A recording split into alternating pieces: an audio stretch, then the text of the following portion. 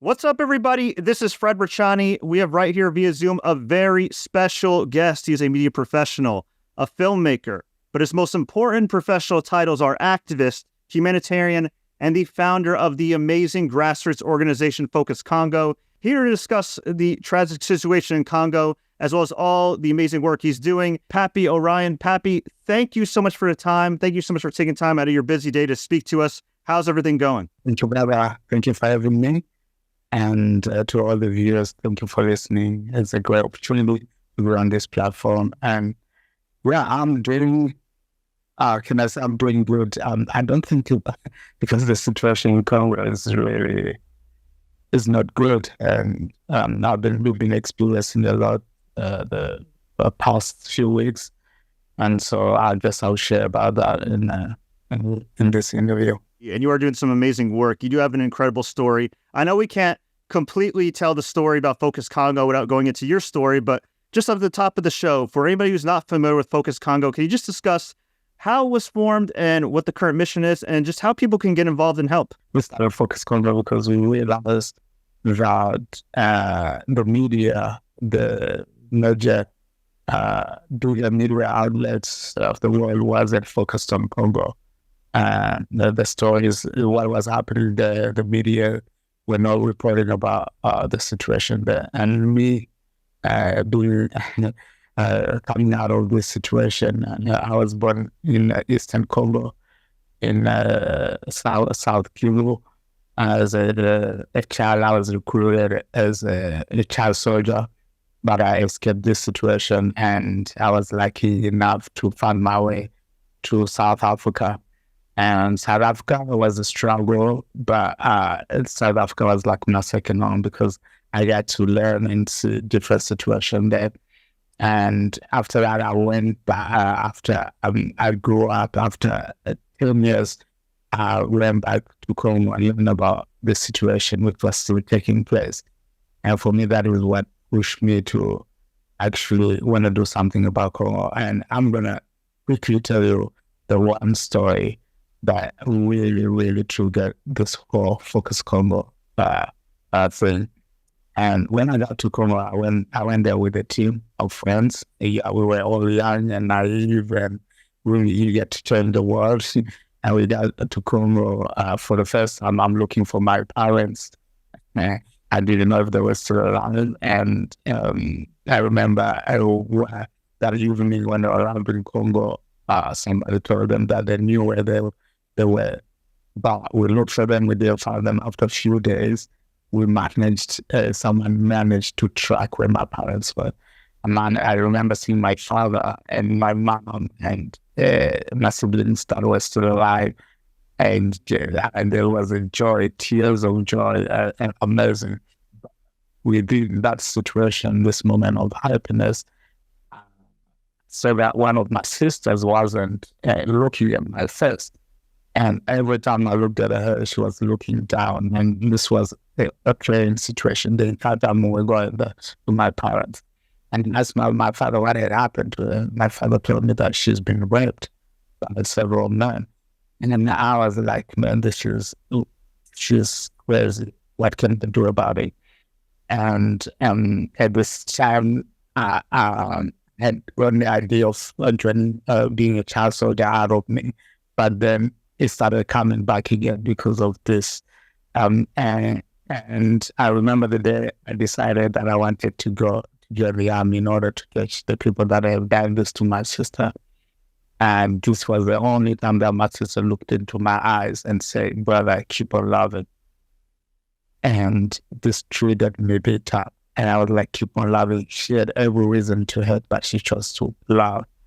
And I didn't know what this love meant. But within that, I looked at myself and I was looking at different situations. And all these children that have joined the army, that was the only option they had. They had nothing other. And I looked at the root cause of the problem. And I was like, this is what she meant. These people also, they didn't know what they were doing. They were down about her, and they were put into the situation. They were forced to be put into the situation. And now what I can do is not to go and take a gun and kill them, but to look who has caused this whole situation and how we can try to help these people that have been into that situation. Not only the survivors of them, but also the victim. And now we started looking, and this is how we started Focus Congo, actually, to help children that have joined the movement, to help orphans, and to have the women that have been abused, raped, yeah.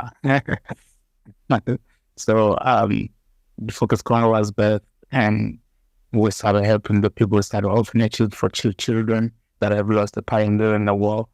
This was 13 years ago, by the way, when we started. I was really and really wanted to help my country, and through the encouragement of my sister, pushed me to do this. And so through all the tragedies that have happened in Congo, we have been present there. In 2013, when the M23, the same movement, which is bringing trouble today in Congo, we were there on the ground with the team, helping the people, helping the children that have lost their parents, and helping give food for the displaced. And a stream of event has taken place until now, where we had a volcano eruption. We had that one was also very terrible because it covered the entire city, and we were there to help the people until the situation which we are living now. The new fresh war by the M23, supported by the government of Rwanda and Uganda. And of course, we all know that many governments, the powers of the world, like the United States, the European Union, they are all supporting this country called Rwanda in order to terrorize the people of Congo and to keep on extracting the mineral that this country possesses. Wow, I mean, God bless your sister and the amazing work that you're all doing and everything. And you did mention it, right? It's important that we contextualize everything you're doing, is because there has been decades of war and sexual violence and genocide, and much of it from Western countries who are pillaging Congo for its rich resources and everything. So I would imagine when you started Focus Congo, your heart's in the right place. You want to do what you got to do. You want to help your people, but it's easier said than done, especially when, as you mentioned, there are so many powerful Western nations, such as the United States, that have their hands in Congo. So what challenges have you faced day to day, and how have you been able to kind of overcome them and circumvent all the different interference to help your people directly? It's been really tough. We've got a lot of challenges, especially in Congo, because as you hear me always, Congo, we are a forgotten country. Like, no media outlet want to talk about situation. This situation has been happening for almost 3 decades now, but the media is still not talking about it. And because of that, many people around the world, they didn't know. They don't know. If you ask people today what is actually happening in Congo and what is this happening, people won't tell you because they don't know. They don't know what is happening. But I think we have a responsibility as Congolese, to be part of telling a story. And this has been one of the reasons why, this was the reason why I went to study media and to be able to learn so that I can be able to tell the story of Congo myself. And so the challenges to help the people is great because first, Eastern Congo, the infrastructure of Congo is not so good, and Congo is a big country. The capital city in Kinshasa is not connected with Eastern Congo. So even the people in the capital of the Democratic Republic of Congo, some of them don't know what is happening in the Eastern Congo. And so to be able to get help, many people, this help have to go through sometimes countries that are causing chaos in Congo. And that brings another challenge because of sometimes things delay because of that. Sometimes people that are coming to help, they get discouraged while you're going to that place, even be unalive or things will happen to you. But also for us to even travel there is it's not easy to get to Eastern Congo. Either you go through Kinshasa. If you are in a different country, you go through Kinshasa, and from Kinshasa you take a local flight, which is not sometimes frequent, or you go through Rwanda, Kigali, the cheapest option. If you come from overseas, of course, America or Europe, and Kigali, sometimes it has a lot of different questions on where you're from, why you run to that. And so it's just been tough for people coming, and me who's always traveling, going to different countries, is a big challenge. And I have decided personally, due to my belief system and what I believe I shouldn't be supporting such a country which is terrorizing us. I decided not to ever fly through Rwanda, through Kigali. So I've been just paying more with Ethiopia to get directly to Congo. The other challenges is that because not many people know about the situation in Congo, so we're not getting much help in Eastern Congo. Right now, we have around 8 million internally displaced people. And in Goma alone, I think there's about 5 million of those people in 50 different camps. Yeah. And the one camp where we have our village, Focus Congo village, I think there's about 1 million people right now. And we're not even serving, I think, 1% of that. So you'll see the challenge. These people, there are not many organizations working on the ground, international organization as well. And if they are there, they're not really doing as much as they could be doing. I don't know if it's because of lack of funds. There is just many organizations that negligent the situation of Congo. Unfortunately, how it is, that kind of stuff that bring the people. Sometimes the foods people don't want to eat their food. Sometimes they give them stomach pain. So we will have a lot of children dying because of hunger in the displaced camp. And you have children dying because of lack of shelter, and children because of healthcare. So those are the true issues that we're facing in the displacement camp. We, as an organization, have tried to provide emergency shelters for the displaced, but it's not enough for the people in the camp. We don't have the resources to be able to provide millions of shelters. So with the little resources we do what we can in order to help those in dire need. The food is also a big challenge right now. Because the food is just not getting to the people. So you have a lot of people, especially little girls, going to the bush to look for wood. And when they go to this forest, many of them are raped. We have had in the last month, I think we have about 50 cases of rape. And among those rape girls, we have like 13 years old. We have 12 years old. This is a pandemic which is really occurring on a daily basis in this displacement camp because there's no safety there. People were packed from their homes and they're packed into these camps without security, without proper arrangement, and it's just catastrophic. I think it's a humanitarian emergency, and catastrophe is going to occur if the world don't act on what is happening right now in Eastern Congo, specifically in Goma. The other problem is, of course, healthcare. We have around our nurse who's working on the ground, and we see every day around 300 people. They have problem with rash on the skin. Some of them have been to other clinics that belong to bigger organizations, but they have given wrong medicines. And if you imagine this so-called big organization with bigger funding, but still they cannot be able to help the people. And so what they do, so this organization, they come with one goal. So we only going to deal with those who have diarrhea. Any other person who is sick, even if they're very sick, they come there seeking for help, they are not helped. And so for us, because this is our people, and we cannot choose who we have or how we have people. So we try to have as much as we can. We go to different areas or different camps as well, and have as many people as we can. And we have seen a tremendous positive change in what we do, especially in the healthcare, where we found this little girl. She was given a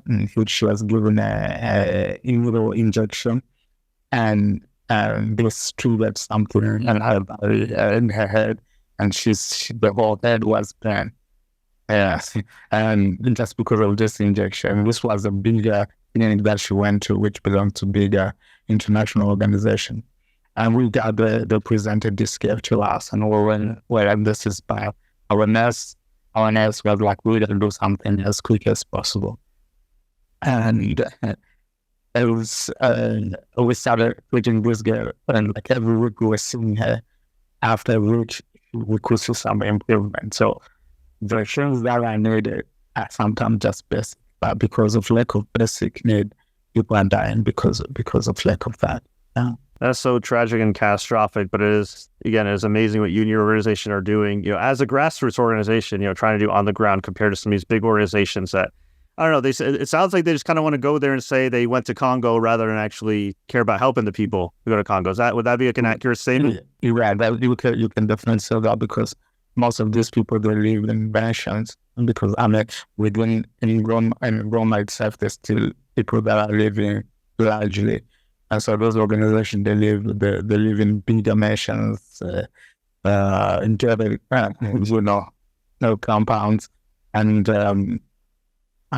what shocked me also was when I saw that some of these organizations have these land cruisers, and there also 10 of them, and each one was carrying one person.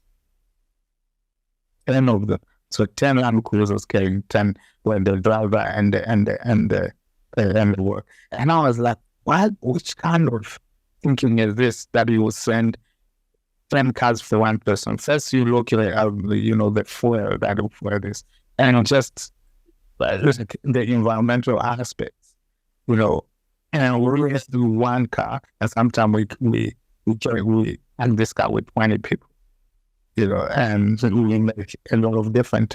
This is not like I'm jealous or something, but sometimes people have to think about how they use the resources that they're given to help people. And then we know anything we're to this country to say that I'm this big organization, I'm representing this organization, I'm receiving a lot of donations from people, but all you do is going around with land cruisers and staying in a bigger measure and kilometers from where you're saying there are children dying of their children dying because of lack of proper health care, children dying because they don't have shelter. And this pains me a lot to know that we could be doing more, but because our news is not getting out, so we don't have that support to be able to do more, but we're doing where we can. And I want to take this opportunity actually to thank the community that have supported us, including also inviting us to speak on this platform. I think this is how we're gonna get the story of the Congolese people out. This is how people will get to know the genocide is taking place in Congo, and the world has to be involved because we are all concerned about the situation in Congo. For sure. I mean, hey, we're more than happy to help and provide this platform, and we hope you continue to get more platforms. And why do you think there has been such little media coverage of the Congo and everything going on the last 3 decades, and even just the last 8-9 months? I think there's a few different factors that we can touch here, but I think one and most important one is that the they are owned by these businessmen that probably have a stake in what is happening in Congo, like in mining, coltan, and all different resources that are coming in Congo. And so for them to be able to bring the story of Congo out there, and the world will get to know, and of course the world will awaken and start talking and start protesting, and that is not good for any of them. And also, if they're not owned by these bigger businessmen, they're probably don't tell the story. There is a particular story of how we have to tell a story in order for the people not to see what is happening. But also, that I would have this privilege, if I could talk now, is because of Congo. If it wasn't for Congo, we don't have all these electronic devices, we don't have the phones, we don't have the computer laptop that we're using to tell this story. And so each one of us, if you are human, you are concerned with what is happening in Congo. And all these causes that we are fighting about, they are all connected. And sometimes people think that what is happening, of course, in Palestine is probably more than what is happening in Congo. You have to look at this situation. They are all interconnected. And once we start looking at it like that, we'll know that Congo is more important than we think. And on your platform, I will talk specifically also to the Africans that will be listening. That I'm personally disappointed with Africans, because our fellow Africans are quiet and they're not really talking about what is happening. Most of the people are supporting the oppressor.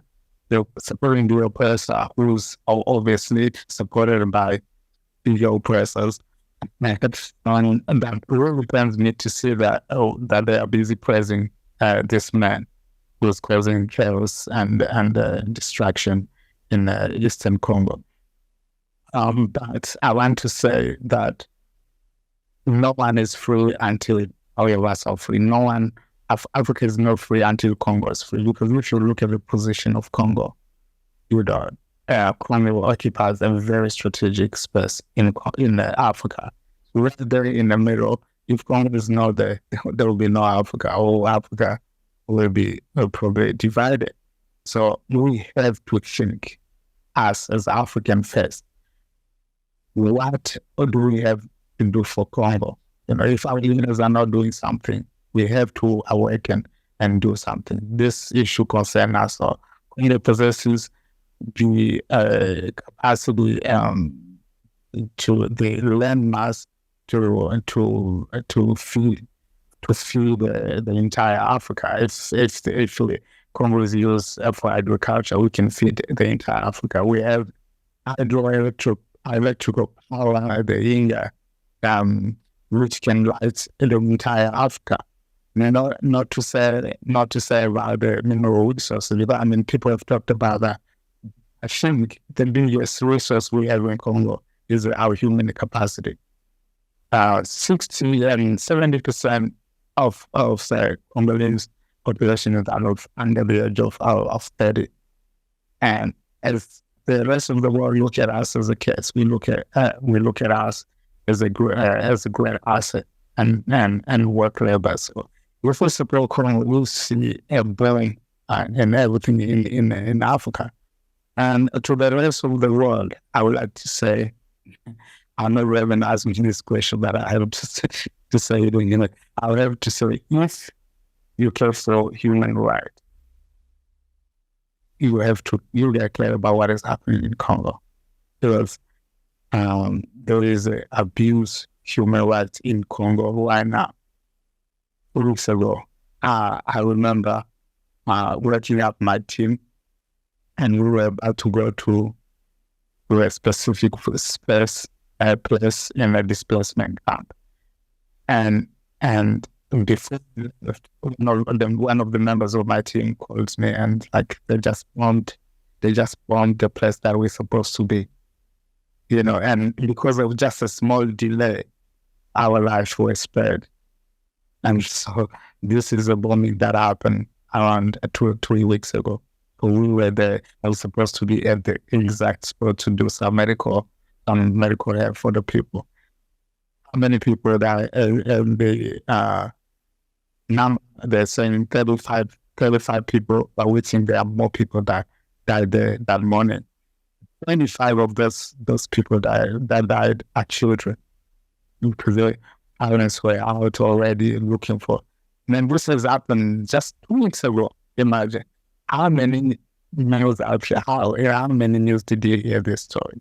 I remember being there, still seeing the of these children, looking at the faces of the children that were still alive there.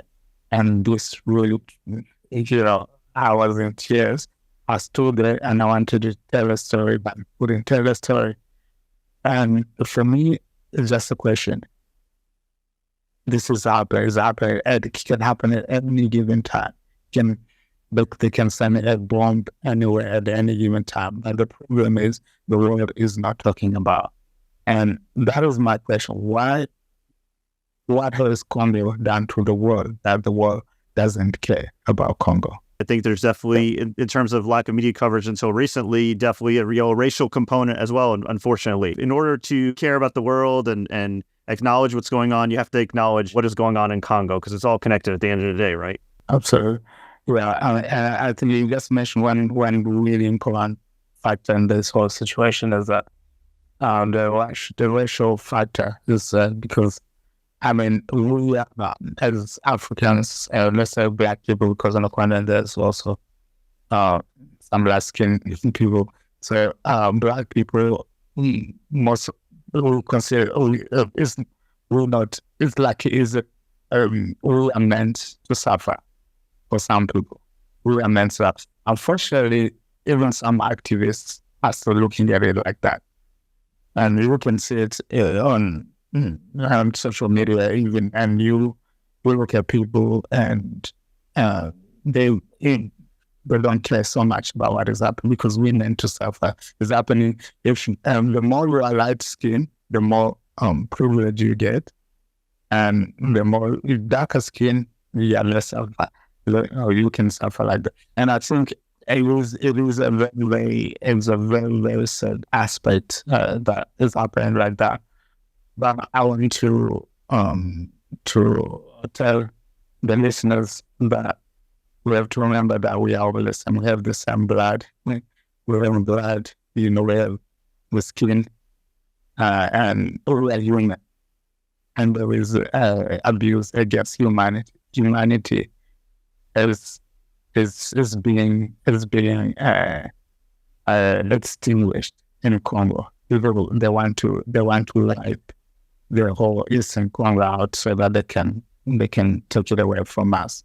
Now, guess what? The young people in Congo are determined. During this protest 2 weeks ago again, we were commemorating and being in solidarity with those who lost their lives during the bombing in Mugunga displacement camp. And I saw young people were angry. Young people were angry not only with the international community, but also with the government, with the Congolese government, which is and not really doing anything. We are such a big country, and if we had a great government, it should have done also something towards protecting his own citizens. But they are busy. What they do after they came, they're taking selfies with the dead bodies, and it's really sad because even the Congolese government itself doesn't care. And so that's why people are taking advantage. Our neighbors are taking advantage of us because they see we have a very weak government. During when the displacement camp was bombed, our president was in Paris talking to the French president, and it was all good. He condemned. He said, "Yeah, it's not good. This government should take the soldier out of Congo." And then a week after, the French government signs a deal with the Rwandese army, with stronger ties, and they were helping the and do like what, So I'm looking at our government. I'm like, what did you go there for? Yeah. There's so many governments that'll say one thing, but their actions tell another story. And I just want to also shout out to with the mission with Focus Congo. You're not just a humanitarian, you're also a filmmaker. You've also worked in media. And I think you guys walk a very fine line between having people bear witness to the atrocities that are going on, because there's not a lot of media coverage and people shouldn't be able to look away. But at the same time, also maintaining the dignity of your people too, because I think that's what's been happening with these genocides is there's a lot of awful things online and that we see and that we have to bear witness to. But at the same time, people have to remember these people are human beings and we have to showcase the culture and the joy as well. Absolutely. And for me, when I started my media journey of showing Congo, for example, was to really start showing the beauty, like the hopeful part of Congo. I started a page called Kitoko, which is Lingala for this beauty, the human treasure of Congo. And I was traveling around Congo sometime 2 weeks on the back of a motorbike, discovering a new Congo which I haven't seen. And it was such amazing to see that Congo offering the most beautiful country on earth. The diversity in the different places that you go, but also when you meet people, like we were not Congo origin, we were not aggressive people or violent people. You know, as the rest of the world look at us, all this fighting that is happening, it was not by Congolese. We are given weapons for different people that want to extract mineral. They give weapons to our people and fight your brother. And so, but this is not what originally the Congolese people want. And so our story was to tell hope, because if we as Congolese, we are only showing what is going wrong, the future of Congo will only be looking at that. So we want to also show hope. This resources that we have, we want to show to the younger generation in a positive light. This belongs to you, you know, and you could use it to better our country as a collective. You can use this land, the volcano belongs to the national parks. It belongs to all of us as Congolese, and that's what we want to achieve. But as a fresh water salad, we wanted to shift a little bit our attention to this and more focus on that. But at the same time, as we cover what is happening in this times of war, we want to also keep the dignity of our people. We have been having people asking us online, why are you not showing us the dead bodies? And I'm like, okay. So we are not really like to point everything that is happening elsewhere. We have a way that we want to tell a story. And if you don't believe us, or if you don't believe that what is up, what we're reporting is true, that's fine. We have people like you that believe in us and that see the stories and the way we are reporting them. We believe in our cultural sense that they also then deserve respect. So we're not going to go out there, or even any person, like I will try to form a relationship with any person that we interview. Any of these people that we have interviews and put online, some of them are now living in our shelters that we have built, and we have formed some kind of relationship. And the other stories that we repeat when we report on, we end up forming some kind of relationship with those people, because we are not just there to point the camera in front of someone first and we told the story. No, so as Congolese, as African, we want to keep our culture, we want to report, to keep the dignity of our people, and if people listen to us, well, yeah, they will listen.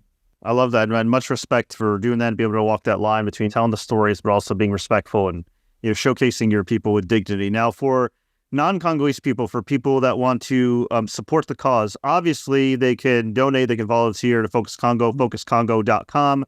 But what are some steps that people can take right now to support Congo from their own home? We talked before, we are all somehow contributing to what is happening. We have our funds, we have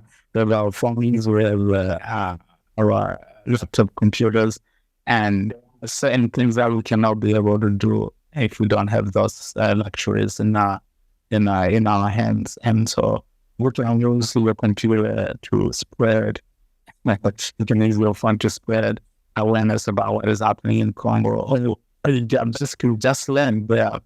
Before, I heard people saying that there are not enough information about Congo, but I think we are now, if you go on different platforms there, people are talking about Congo. I think people have done a great job, including us, really talking every day and posting what is happening. And so look, if you don't know anything about what is happening, just research, start with us at Focus Congo, and at Focus Congo at Pappy Orion on TikTok or Instagram, and see what is happening. And then you will see a lot of young Congolese people that are starting to report. The only problem is there are a lot of people reporting in French, and I think that is where the barrier is. But now we have many people that are now talking about it, people that are in America or elsewhere talking about the situation in Congo. So learn about what is happening in Congo. In Congo is the deadliest war since the World War II. It's taken the lives of more than 7 million people as a result of the war. As we even speak now, every minute a woman is raped in Congo. And so if you, what I want to say, if you care for human rights, you care about what is happening in Congo. If you have a sister, you got to care about what is happening in Congo, because every minute a woman is raped in Congo. If you have, of course, laptop and electronic automobile, electric car, you got to care about what is happening in Congo, because all these companies are flocking into Congo to extract the minerals, and most of these minerals are not coming out of Congo in a good way. They're children in the mining side, working in this mining side, forced labor, women that are abused every day in this mining side. So you gotta care about what is happening in Congo right now.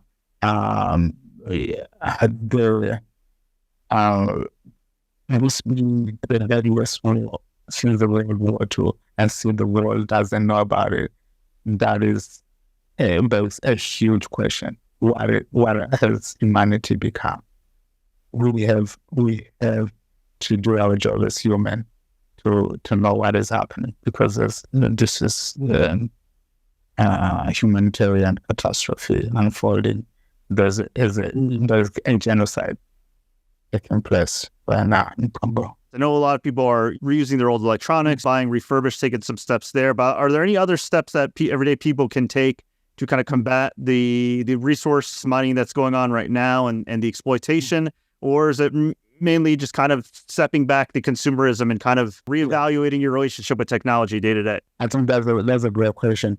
I think we all want to have new iPhones or whatever, Samsung, everywhere when they're coming out. I think this is the time to look at ethics and to look, what do we value human, or do we rather have a new phone every year? I think we can do with all the phone. We can still have a story with the older phone, and because these phones are taking the lives of the people in Congo. People are dying because of this phone. And so I think it is time for people to start thinking about companies that are not using minerals. I've reached out to some companies. There's a company like Fairphone. I've reached out to them, but they have no responded. I'm not sure what they stand for. I through to find out when they respond themselves. So I wouldn't recommend you that this is the best one right now, because I don't know myself. But I think the best way will be to not buy new phones and to show these companies that you care. And once they start seeing that people are not buying so much, they can start reacting. Because right now, there is a ongoing case, the Congolese government against Apple. And Apple, it keeps on saying that they're not using, they're not all the minerals, then buying it from China or something. But when we're really sourcing, where is China getting these minerals that they, so that is the problem. If you are really a good company and you want to protect the lives of the people, you will have to really swear your minerals from. Don't just go and tell the people that you don't buy from Congo, because how many percent of coltan coming from Congo? So, so our responsibility is to think about human life. Those of Congolese people that are never there because of this minerals that is in our phones and our laptop computers and electric cars. So we have to think about that and see what can we do as humanity to prevent any catastrophe unfolding right now. So we talked a lot about, of course, Focus Congo. Everything that's been going on in Congo has been horrific. We can't tell the story of Focus Congo without telling the story of Pappy Orion, and your journey in particular is incredible. Your parents made the selfless decision to give you a couple $100 to say, hey, get out of here, get to safety. You deserve a chance to live. From what I understand, you went from Congo by foot to South Africa over the course of a couple-year period, which is just an incredible story of resilience. And from what I understand, during that journey, not only did you connect with a lot of like-minded people and get a new lease on life, but you also found faith. So can you just talk a little about that journey and how faith has been important to you, especially in this mission? When the war started for me, it was the only place that I could hide was in a church. You know, there's a place I could hide when I was still in Congo, because we was all playing time to time, and peace will come, relative peace will come, and we'll run again. And a church was always a safe place. And this time when chaos, I didn't understand the recruiting children, my mother, they made a decision to send me out into the unknown. The first thing what has happened to other children, what has happened to our children that have joined and these rebel groups, some of them will come back and they'll rape their own mothers, they'll rape their own sisters, they'll cause chaos in the entire village. And my parents, they didn't want me to become one of those kids. So they say, it is rather better for you to go and die somewhere elsewhere than you becoming a horrible person like this kids that have joined this different rebel groups. And that's how my dad went and sold two cows and got $200. My mom put it into my shirt and I was on my way. And then when they sent me out, it was a very sad day because they never knew that if they're ever going to see me, and I wasn't sure I was going to see them. They didn't know I was going to see them anymore. They didn't know that I was going to end up in South Africa. But for me, and every obstacle that I went through, and every place that I went, there were people that are called angels, like people that were in the form of angel that helped me to go to the next stage or get me food when I didn't have. And the first one was on the way to escape. I found two other kids that were also escaping like me. And together we became like family. When we fell down or got sick, we were up to each other and gave us a sense of family.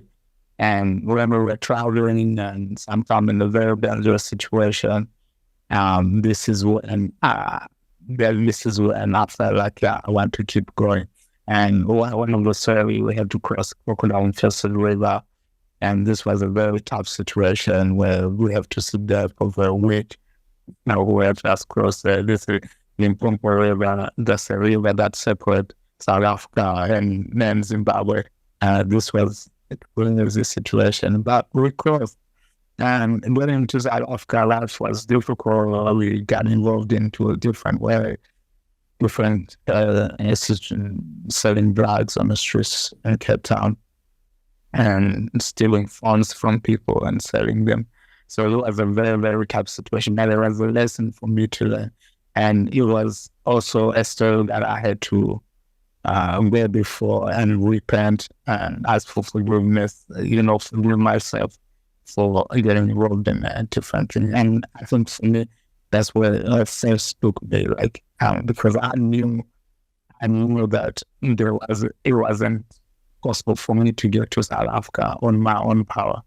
There was a higher power, someone who was protecting me and guiding me to that place, because this Courier festival are national parks. We could have food, the traffickers, every angles, things that you could imagine. And that was only the beginning. The street of Cape Town in South Africa, we experienced every kind of abuse, imaginable abuse that you could imagine. Still fresh apartheid, a few years after apartheid, we were monkeys thrown out of moving train. It was crazy. And I was seeing myself, really attempted to take my own life, but I'm still alive. And I always really thank God for keeping me alive and bringing me back to Congo.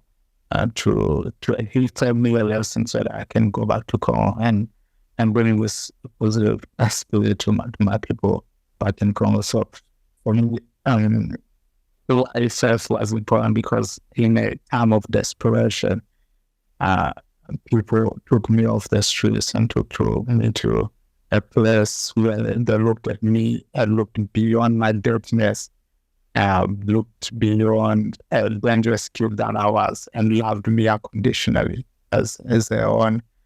And this were a Christian people, and I know within the Christian faith there are different people. And so people always, sometimes on their social media, say, "Oh, so we are Christian, we can have a where's our own?" Because really, God has taken me from ashes to where I am today. I was a dead person. Now I'm alive, and I'm a testimony to, yeah. Yeah, I mean, no pun intended. Thank God. I mean, you did. What an amazing story, and you overcame it, and you are absolutely paying it forward, and everything else. And yeah, I think when you do go through, catastrophic situations like that, whether you believe in God or the universe, there's got to be some type of faith you need to have. Absolutely. Yeah, it's unbreakable. So it's amazing that you found that community. Years later, you meeting your wife, who's also your partner in Focus Congo. I would imagine it's so important, especially for a mission like this, as critical as this. This is your life's work, to have such a great support system. Yeah, I like also all the people that I've met. We have on our team a doctor. When I came to this place, the first place in South Africa, there was this man standing at the door, and the first thing he said, "Welcome, brother."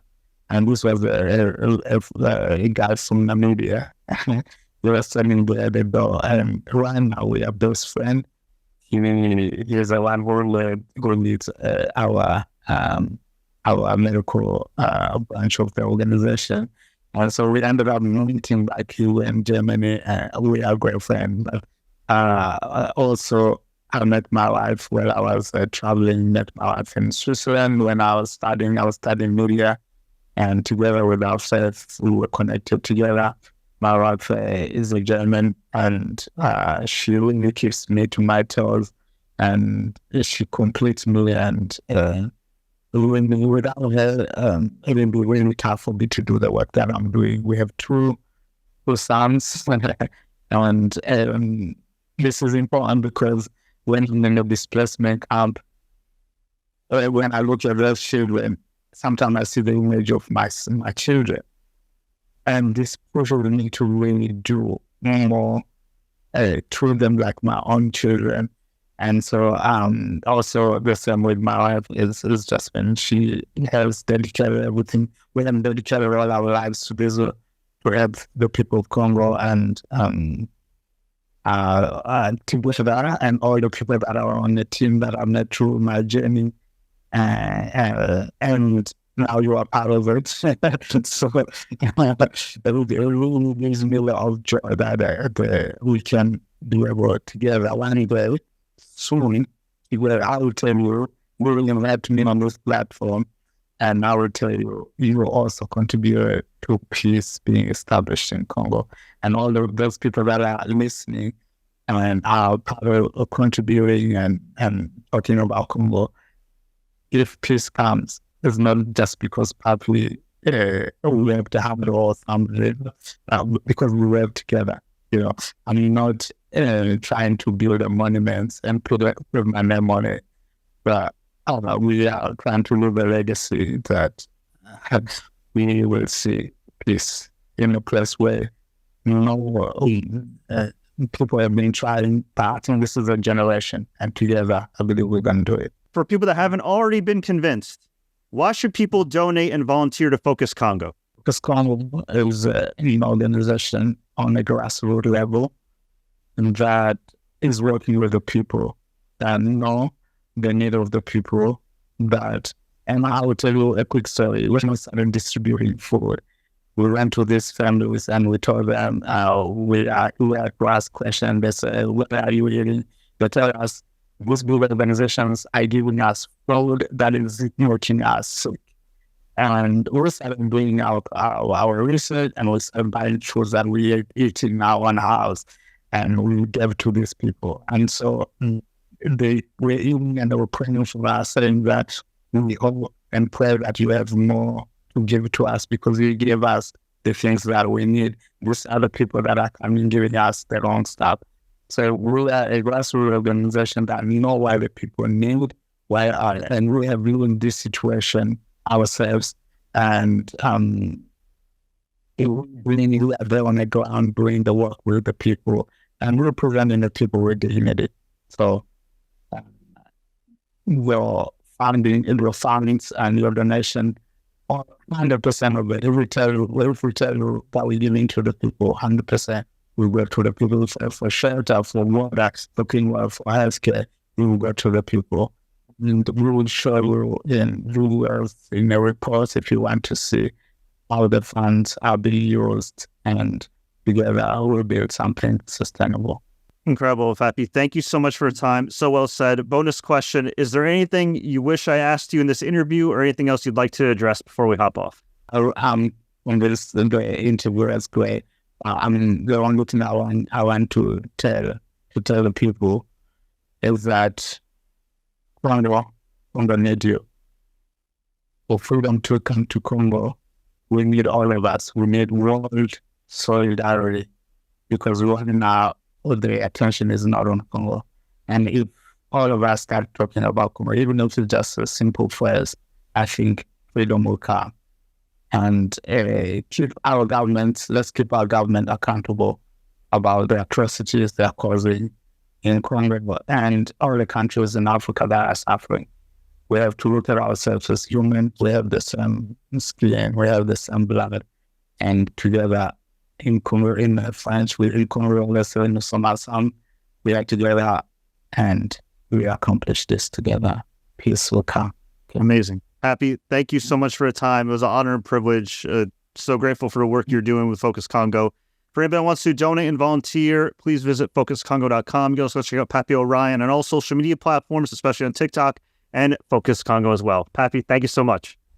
Thank you.